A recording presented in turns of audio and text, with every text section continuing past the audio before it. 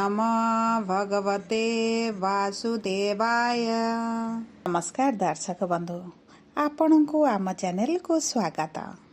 पवित्र मिथुन संक्रांति बा रज संक्रांति उपलक्षे समस्त मिथुन राशि व्यक्ति विशेष मानकु अनेक अनेक शुभेच्छा और शुभकामना।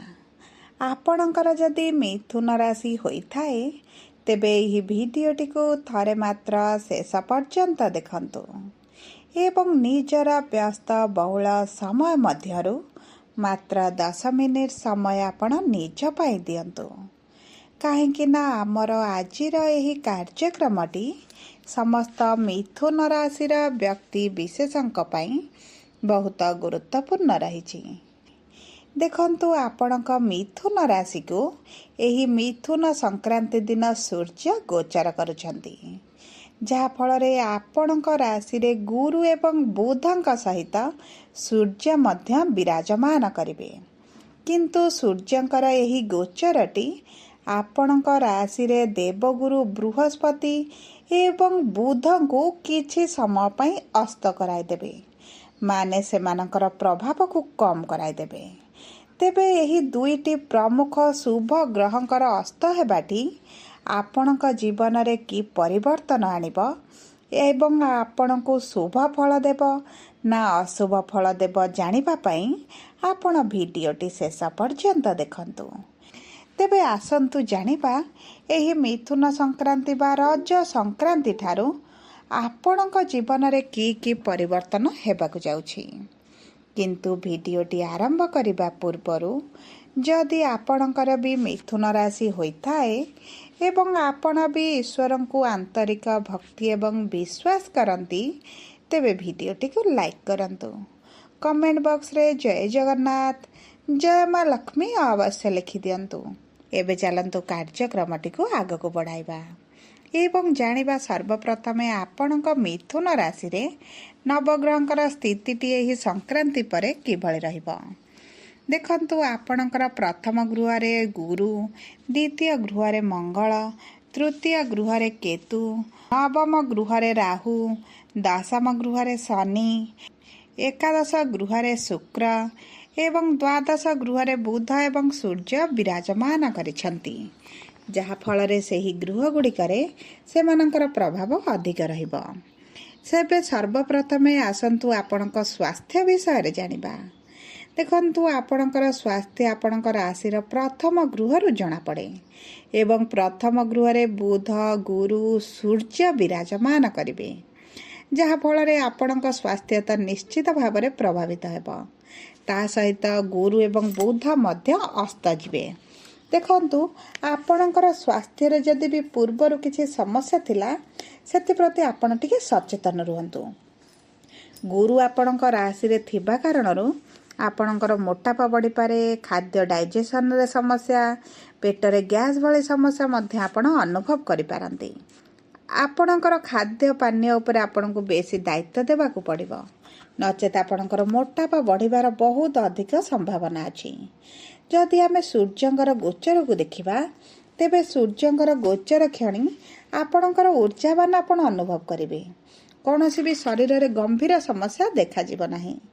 किंतु बुधंकर अस्त कारणरु किछिटा ऋतुकालीन समस्या आपण देखि पारंती, जेपरि थंडा हेउ, जर हेउ, खास हेउ, झाड़ा भली समस्या आपण अनुभव करि पारंती किंबा किछि दिन पर्यंत एही भली समस्या आपणकर आसी पारे। सेति प्रति मध्ये आपण टिके सचेतन रहिबे। जदि आमे आपणकर प्रेम संपर्क, शिक्षा एवं संतानर जोग को देखिबा तेबे आपणक पंचम गृहर स्वामी हेउछंती शुक्र, जे आपणक एकादश गृह रे विराजमान करिसंती एवं उच्च स्थिति रे मध्य अछंती। तेणु करी आपणक प्रेम संपर्क रे निकटतरता बढ़िबो। आपणक संपर्क रे मधुरता बढ़िबा कारणरु आपणक मन मध्य खुशी रहिबो। आपणक साथींक सहित आपण एकत्र समय अतिबाहित करिवे। कोनोसे एक उपहार मध्य आपणको मिलि पारे। उभय एकत्र कोनोसे एक मनोरंजन स्थान को जाई पारंती, पर्यटन स्थान को बुलिबा को जाई पारंती। आपणको पई एही जून मास भल समय आसुची। ଯଦି ଆମେ ଆପଣଙ୍କର ଶିକ୍ଷାକୁ ଦେଖିବା ତେବେ ଶିକ୍ଷା ପାଇଁ ଆପଣଙ୍କ ପାଇଁ ସମ୍ପୂର୍ଣ୍ଣ ଭାବରେ ସୁବର୍ଣ୍ଣ ସୁଯୋଗ ଆସିଛି। ଗୁରୁ ଆପଣଙ୍କ ରାଶିରେ ବିରାଜମାନ ହୋଇ ଆପଣଙ୍କର ଶିକ୍ଷାର ଗୃହକୁ ଦୃଷ୍ଟି ଦେଉଛନ୍ତି। ଯଦି ଆପଣ ବିଦ୍ୟାର୍ଥୀ ଅଛନ୍ତି ତେବେ ଆପଣଙ୍କର ବିଦ୍ୟା କ୍ଷେତ୍ରରେ ଆପଣଙ୍କୁ ବହୁତ ଅଧିକ ସଫଳତା ମିଳିବ। ଆପଣ ଇଣ୍ଟରଭ୍ୟୁ ଦିଅନ୍ତୁ, ଏଣ୍ଟ୍ରାନ୍ସ ଦିଅନ୍ତୁ କିମ୍ବା କମ୍ପିଟେଟିଭ୍ ଏକ୍ଜାମରେ ଭାଗ ନିଅନ୍ତୁ, ଆପଣ ସେଥିରେ କୃତକାର୍ଯ୍ୟ ହେବେ। ଯଦି ଆମେ ଆପଣଙ୍କର ସନ୍ତାନର ଯୋଗକୁ ଦେଖିବା ତେବେ ଗୁରୁ ଯେହେତୁ ଆପଣଙ୍କ ପ୍ରଥମ ଗୃହରେ ରହି ସନ୍ତାନର ଗୃହକୁ ପଞ୍ଚମ ଦୃଷ୍ଟି ଦେଉଛନ୍ତି, ଆପଣଙ୍କୁ ସନ୍ତାନ ପ୍ରାପ୍ତିରେ ଥିବା ସମସ୍ୟା ଗୁଡ଼ିକ ଦୂର ହୋଇଯିବ। ଆପଣ ଯଦି ନିରାଶତାର ସାମ୍ନା କରୁଥିଲେ ଏବଂ ବିବାହର ଦୀର୍ଘ ଦିନ ପରେ ମଧ୍ୟ ସନ୍ତାନ ପ୍ରାପ୍ତି ହୋଇନାହିଁ, ତେବେ ଏହି ଗୁରୁଙ୍କର ଚଳନଟି ଆପଣଙ୍କର ସନ୍ତାନ ପ୍ରାପ୍ତିର ଯୋଗ ବଢ଼ାଇ ଦେଉଛି। ଆପଣ ଡାକ୍ତରଙ୍କ ସହ ପରାମର୍ଶ କରନ୍ତୁ, ନିଶ୍ଚିତ ଭାବରେ ସନ୍ତାନ ସୁଖ ପ୍ରାପ୍ତି ହେବ। ଯଦି ଆମେ ଆପଣଙ୍କର ବିବାହର ଯୋଗକୁ ଦେଖିବା ତେବେ ଗୁରୁଙ୍କର ସପ୍ତମ ଦୃଷ୍ଟି ଆପଣଙ୍କ ବିବାହର ଗୃହରେ ରହିଛି। ଆପଣଙ୍କର ବିବାହର ଯୋଗ ମଧ୍ୟ ବହୁତ ଭଲ ରହିଛି। ଯଦି ଆପଣ ଅବିବାହିତ ଅଛନ୍ତି, ବିବାହର ଯୋଜନାରେ ଅଛନ୍ତି ଏବଂ ଦୀର୍ଘ ଦିନ ହେଲା ବିବାହରେ ସମସ୍ୟା ଆସୁଥିଲା, ବାଧା ଆସୁଥିଲା, ବିଳମ୍ବ ହେଉଥିଲା, ତେବେ ଆପଣଙ୍କର ବିବାହରେ ଏହିସବୁ ସମସ୍ୟା ଗୁଡ଼ିକ ଦୂର ହୋଇଯିବ। ଆପଣଙ୍କର ବିବାହ ହୋଇପାରେ କିମ୍ବା ବିବାହ ଫିକ୍ସ ହୋଇ ମଧ୍ୟ ରହିପାରେ। ଯଦି ବୈବାହିକ ସମ୍ପର୍କକୁ ଦେଖିବା ତେବେ ସମ୍ପର୍କରେ ମଧୁରତା ଫେରିବ। ପୂର୍ବରୁ ଯେଉଁ ମନମାଳିନ, ମତାନ୍ତର, ମତଭେଦ ଥିଲା ତାହା ଦୂର ହୋଇଯିବ। ଆପଣଙ୍କ ସାଥୀଙ୍କ ସ୍ୱାସ୍ଥ୍ୟରେ ଭଲ ପରିବର୍ତ୍ତନ ଦେଖିବେ। ଯଦି କୌଣସି ପାର୍ଟନରସିପ୍ ବିଜନେସ୍ କରୁଛନ୍ତି ସେଥିରେ ମଧ୍ୟ ଆପଣ ଲାଭାନ୍ୱିତ ହେବେ। ଦେଖନ୍ତୁ, ଆପଣ ଆପଣଙ୍କ ସାଥୀଙ୍କ ସହିତ କୌଣସି ଏକ ସ୍ଥାନକୁ ବୁଲିବାକୁ ଯାଇପାରନ୍ତି, ଯାହାକି ଆପଣଙ୍କର ଏହି ମିଥୁନ ସଂକ୍ରାନ୍ତି ପରେ ଦାମ୍ପତ୍ୟ ଜୀବନ ପାଇଁ ବହୁତ ଭଲ ସମୟ ରହିଛି। ଯଦି ଆମେ ଆପଣଙ୍କ କର୍ମକ୍ଷେତ୍ରକୁ ଦେଖିବା ତେବେ କର୍ମର ଗୃହରେ ଶନି ବିରାଜମାନ କରିଛନ୍ତି ଏବଂ କର୍ମର କାରକ ଗ୍ରହ ହେଉଛନ୍ତି ଶନି। ଆପଣଙ୍କ କର୍ମକ୍ଷେତ୍ରରେ ପରିଶ୍ରମଟି ବଢ଼ିଯିବ, କିନ୍ତୁ ପରିଶ୍ରମ ଅନୁପାତରେ ଆପଣଙ୍କ ଲାଭ ମଧ୍ୟ ବଢ଼ିବ। ଆପଣ ଜୀବନରେ ସଫଳତା ପାଇବା ପାଇଁ ଆରମ୍ଭ କରିବେ। ଦେଖନ୍ତୁ, ଏହି ମିଥୁନ ସଂକ୍ରାନ୍ତି ପରଠାରୁ ଆପଣ ସଫଳତାର ସିଡ଼ି ଚଢ଼ିବା ଆରମ୍ଭ କରିବେ, କାରଣ ଶୁକ୍ର ଆପଣଙ୍କ ଲାଭର ଗୃହରେ ଅଛନ୍ତି, ଶନି ଆପଣଙ୍କ କର୍ମର ଗୃହରେ ଅଛନ୍ତି। ଆପଣଙ୍କର କର୍ମକ୍ଷେତ୍ରରେ ଯାହା ବି ଅସୁବିଧା ଥିଲା, ସମସ୍ୟା ଥିଲା, ତାହା ଦୂର ହୋଇଯିବ।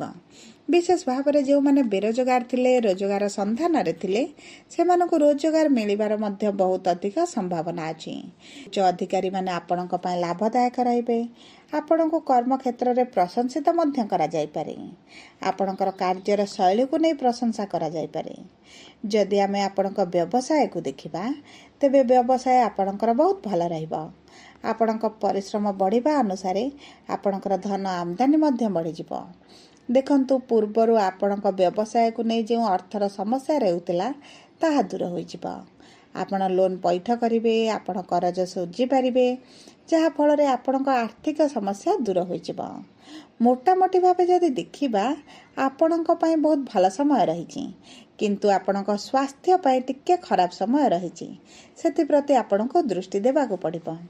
ଦେଖନ୍ତୁ, ଏହି ଅଶୁଭତ୍ୱକୁ ଦୂର କରିବା ପାଇଁ ଆପଣ ପ୍ରତିଦିନ ବୁଧଙ୍କର ବୀଜ ମନ୍ତ୍ର ଜପ କରନ୍ତୁ, ଶନିଙ୍କର ବୀଜ ମନ୍ତ୍ର ଜପ କରନ୍ତୁ, ଗଣେଶଙ୍କର ପୂଜାର୍ଚ୍ଚନା କରନ୍ତୁ, ଗଣେଶ ଭଗବାନଙ୍କୁ ଲଡ଼ୁ ଅର୍ପଣ କରନ୍ତୁ, ଦୁବ ଘାସ ଅର୍ପଣ କରନ୍ତୁ।